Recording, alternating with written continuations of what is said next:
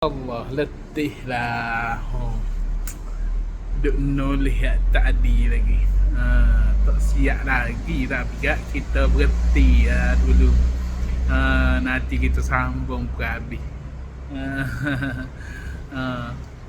Bukan tulis hari ni dah, tulis lalu, esok, dosa.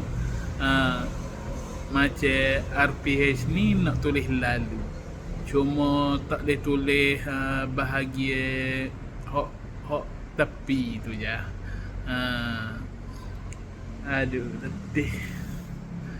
letih ni bukan gapo. Moga sebelah tangan kan. Bila angin tiup tutup kita nak betul pula. Jadi masalah lah. Kalau tutup kipas pula kita jadi panas.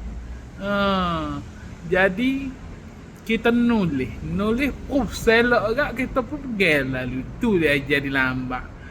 Kalau dua tangan ni bolehlah setangan lagi pegang tak siwi selok. Aduh, letih lah.